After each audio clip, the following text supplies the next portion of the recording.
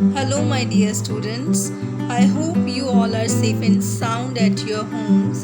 So, students, this has been rightly said that difficult roads often lead to beautiful destinations. Life में आने वाली किसी भी difficulty से घबराना नहीं चाहिए, क्योंकि आखिर में जो सफलता प्राप्त करते हैं वो वही लोग होते हैं जो इन डिफ़िकल्ट सिचुएशंस से हंस के गुजर जाते हैं। ओके स्टूडेंट्स, तो आज का हमारा जो टॉपिक है वो है active and passive voice. So let's get started. So first of all, what is an active voice? Sentences in which the subject performs the action and the object receives it. किसी भी ऐसे sentence में जिसमें जो subject है वो perform करता है कोई एक्शन और जो ऑब्जेक्ट है वो क्या करता है, उसको रिसीव करता है, उसको हम कह सकते हैं कि वो सेंटेंस किस में है, किस फॉर्म में है, वो एक्टिव वॉइस में है। ठीक है। और पैसिव वॉइस में क्या है कि when the verb in a sentence shows that the subject is not the doer of the action, यानी कि पैसिव वॉइस में जो एक्शन है वो परफॉर्म किया गया है सब्जेक्ट के ऊपर। ठीक है। और इसमें जो सब्जेक्ट है he is not the doer of the action, as you can see over here.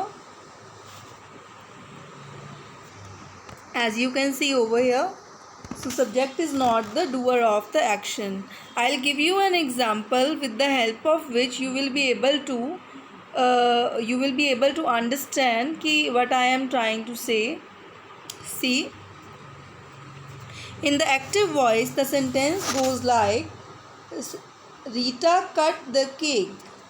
Rita cut the cake, तो इसकी फॉर्मेशन जो है वो किस में जा रही है, कैसे जा रही है?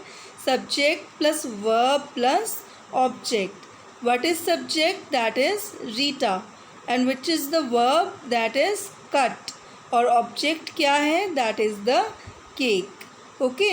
और इसी को अगर हमने पैसिव वॉइस में चेंज करना है, अब जो एक्शन है वो सब्जेक्ट के ऊपर परफॉर्म हुआ है ऑब्जेक्ट के थ्रू।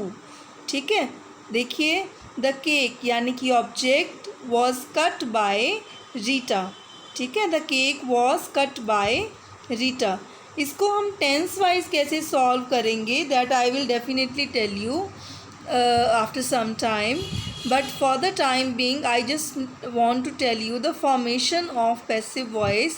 जैसे कि हमने एक्टिव वॉइस की फॉर्मेशन की थी subject plus verb plus object, तो पैसिव वॉइस की फॉर्मेशन क्या होती है? Object plus helping verb plus V3 यानी कि past participle form of the verb plus by plus subject. The cake was cut by Rita. The cake is the object and was is the helping verb. Cut is V3, that is the past participle form of the verb cut, and Rita is the subject. What next? Let's see.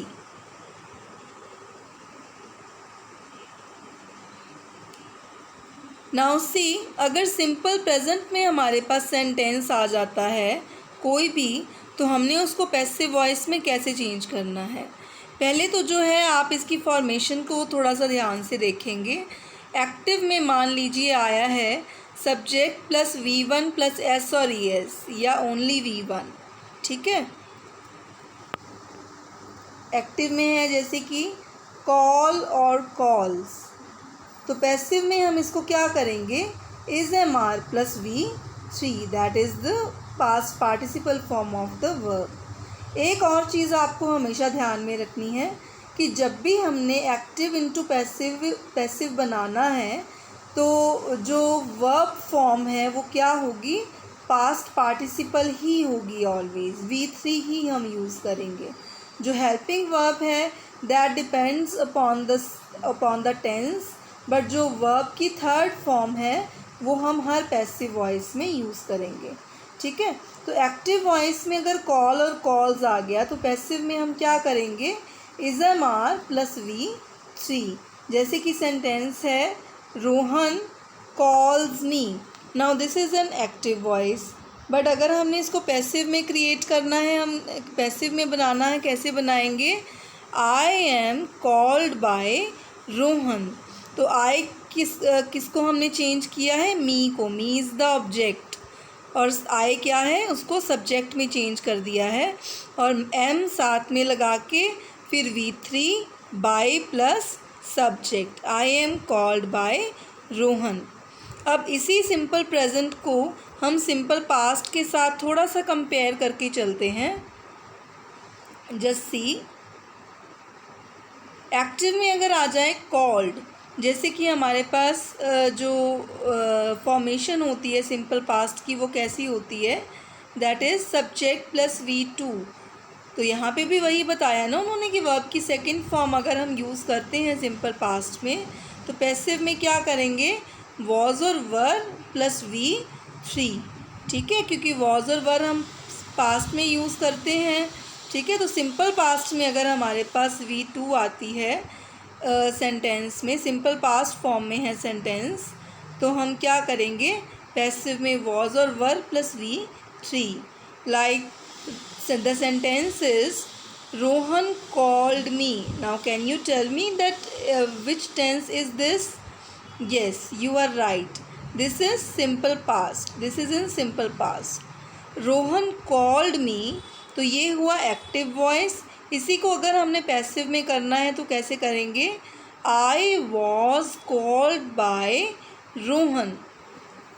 मी को किस में change किया, आई में, क्योंकि subject है आई मी का, और was इसके साथ लगाया, that is the helping verb. यही रूल हमने डिसाइड किया था, फॉर्मेशन डिसाइड की थी पैसिव वॉइस की, कि ऑब्जेक्ट प्लस हेल्पिंग वर्ब, उसके बाद called, that is the main form of the verb, main verb form, plus by and plus subject, that is Rohan. I was called by Rohan. What next, let's see. Now simple future, तो इसको हमने कैसे change करना है, active voice में अगर हमारे पास आ जाए विल कॉल, तो हम पैसिव में इसको कैसे चेंज करेंगे, विल बी कॉल्ड से, ठीक है। तो जब भी हमारे पास मॉडल्स आ जाएं वॉइस में, तो हमने उनका क्या करना है, पैसिव में उनके साथ बी फॉर्म यूज़ करके, और फिर तो आपको पता ही है कि हमने past participle form of the main verb use करनी है। She will distribute chocolates, it is in the active voice. और पैसिव वॉइस में हमने कैसे बनाया है इसको, chocolates will be distributed by her, chocolates will be distributed by her. तो बिल्कुल सिंपल सा फॉर्मूला है, I hope you have understood. What next, let's see. Present continuous tense और पास्ट कॉन्टीन्यूअस टेंस दोनों को कंपेयर करके चलते हैं हम। प्रेजेंट कॉन्टीन्यूअस टेंस हमें पता है कि इसकी फॉर्म क्या होती है, subject plus is am are plus V1 plus ING। तो एक्टिव वॉइस में अगर हम इस तरह से कुछ भी हमें मिल जाता है सेंटेंस में, like she is calling her, ठीक है, शी इज़ कॉलिंग हर, इस तरह से कुछ मिल जाता है, तो पैसिव में हम क्या करेंगे, is am are plus being plus V3 को यूज़ करके और फिर उसका पैसिव वॉइस बनाएंगे। तो शी इज़ कॉलिंग हर का लाइक क्या बनेगा, she is being called by her. यहाँ पे एक अनदर सेंटेंस है, वो क्या है, they are calling me, this is in the active voice. और पैसिव में हम कैसे बनाएंगे, I am being called by them, I am repeating, they are calling me is in the active voice. और इसको पैसिव में हमने कैसे बनाना है, I am being called by them, because it is as per it is according to as per the rules of the present continuous tense if we get it. past continuous tense में हमने क्या करना है, was were plus V1 plus ING इसका form है, ये हमें पता है। और पैसिव वॉइस में हमने इसको कैसे चेंज करना है, was और were being प्लस V3, ठीक है। So like the sentence goes, they were eating food, तो ये हुआ पास्ट कॉन्टीन्यूअस में, ठीक है। Subject plus V1, subject plus was और were plus V1 plus ING plus object. तो पैसिव वॉइस में कैसे बनाएंगे, food was being eaten by them. Food was being eaten by them. आप ऊपर पैसिव का रूल देख लीजिए। पास्ट कॉन्टिन्यूस टेंस में हमने कैसे चेंज करना है, पहले ऑब्जेक्ट लगाया according to the rule, plus helping verb that is was, plus being, plus V3 यानी कि main form of the verb, and then by, plus subject को ऑब्जेक्ट में चेंज कर दिया, दैट इज़ दे को देम में change कर दिया। So food was being eaten by them. What next, let's see. Now present perfect tense, अगर active में हमारे पास आ जाता है सब्जेक्ट प्लस हैज़ और हैव प्लस V3, जो कि प्रेजेंट परफेक्ट टेंस का रूल है, फॉर्म है उसकी, तो पैसिव में हमने उसके साथ बिन यूज़ करके और V3 यूज़ करके फिर पैसिव में उसको चेंज कर देना है। Like they have declared a strike, तो ये क्या है, एक्टिव वॉइस है और किस में है, कौन से टेंस में, प्रेजेंट परफेक्ट टेंस में। इसी को अगर हमने पैसिव में चेंज करना है तो कैसे करेंगे, A strike has been declared by them. A strike has been declared by them.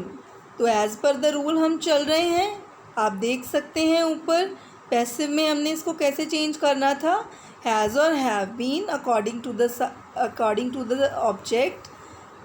जो भी ऑब्जेक्ट है हमारे पास वो सिंगुलर है तो हैज़, प्लूरल है तो हैव, और उसके साथ बिन यूज़ करके then V3 and then by the subject. A strike has been declared by them. Now past perfect बहुत ज़्यादा डिफरेंस नहीं है, बट हमने इसको लर्न तो करना ही है, अंडरस्टैंड तो करना ही है इसको। तो कैसे करेंगे, एक्टिव में अगर हमारे पास आ जाता है had plus V3 which is the form of the sentence, तो पैसिव में क्या करेंगे, had been plus V3. They had informed the minister, that is in the active voice. That sentence is in the active voice. और passive में कैसे change करेंगे, the minister had been informed by them. I'm repeating the sentence. They had informed the minister. तो इसको हमने passive में कैसे change करना है, the minister had been पर informed by them as per the rule of the tense, अगर हमें एक्टिव वॉइस इसी टेंस में मिलता है तो। नाउ फ्यूचर परफेक्ट टेंस, तो इसमें अगर एक्टिव में जो रूल के अकॉर्डिंग हम चलते हैं तो विल हैव प्लस V3 होती है, सब्जेक्ट प्लस विल और शैल हैव प्लस V3। तो पैसिव में हमने क्या करना है, will have been plus V3 और बाकी रूल वैसे के वैसे जैसे हम पिछले सेंटेंसेस में फॉलो करते आए हैं। The sentence goes like, they will have called their parents. They will have called their parents, तो पैसिव में क्या रूल होगा, their parents will have been called by them.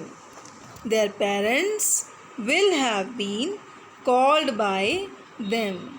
Hope you have understood. So what next? Let's see.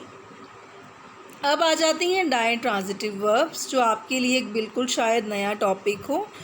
Die transitive verbs का क्या मतलब है कि ऐसे सेंटेंसेस जिसमें वर्ब के साथ वर्ब के टू ऑब्जेक्ट्स हों। जैसे कि सेंटेंस है, आप देख सकते हैं, He gave us some almonds. He gave us some almonds. तो यहाँ पे us भी है और साथ में some almonds भी हैं। तो इसमें आपको पैसिव में कैसे चेंज करना है, मैंने पहले एक ऑब्जेक्ट को पिक किया, that is some almonds. some almonds, उसके अकॉर्डिंग अब ये देखिए सिंपल पास्ट में टेंस जा रहा है, तो सिंपल पास्ट में हम पैसिव में क्या करते हैं, was और were यूज़ करके देन V3 यूज़ करते हैं। तो some almonds प्लूरल है तो इसके साथ were यूज़ करेंगे। some almonds were given to us by him। ठीक है, तो आप अब ये भी पूछ सकते हैं कि मैम यहाँ पे टू तो एक्टिव वॉइस में है ही नहीं, तो हमने पैसिव में टू कैसे यूज़ कर लिया। बट स्टूडेंट्स, अगर हम टू यूज़ नहीं करते हैं तो फॉर्मेशन और जो सेंस है सेंटेंस की वो ग्रामेटिकली करेक्ट नहीं होगी। ठीक है, जब भी पैसिव में हमने गिवन लगाना है, गेव लगाना है, गिवन लगाना है, तो उसके साथ हमने टू यूज़ करना है। Some elements were given to us by him. अब इसी सेंटेंस में से हमने एक और ऑब्जेक्ट पिक किया, दैट इज़ अस। उसको पहले सब्जेक्ट में चेंज किया, उसके वी में, we were given some elements by him, we were given some elements by him. So there are two possible ways while making the sentences which have ditransitive verbs, means to say the verbs with two objects. What next? Let's see. Conversion of imperative sentences into passive voice. तो passive में हमने कैसे change करना है किसी भी imperative sentence को। Imperative का सबसे पहले आपको मीनिंग पता होना चाहिए। इम्पेरेटिव वो सेंटेंसेस होते हैं जिसमें कमांड हो, रिक्वेस्ट हो या फिर एडवाइस हो, ठीक है। तो इस तरह के सेंटेंसेस जो हैं उसमें उनको हम इम्पेरेटिव सेंटेंसेस बोलते हैं। और उनको पैसिव में चेंज कैसे करना है, लेट्स सी। पैसिव जो है या तो हम ये बनाएंगे let's say, let it be done, और it should, may, ought to, must be done. Sentence है do not ill treat the poor, तो this is an active voice.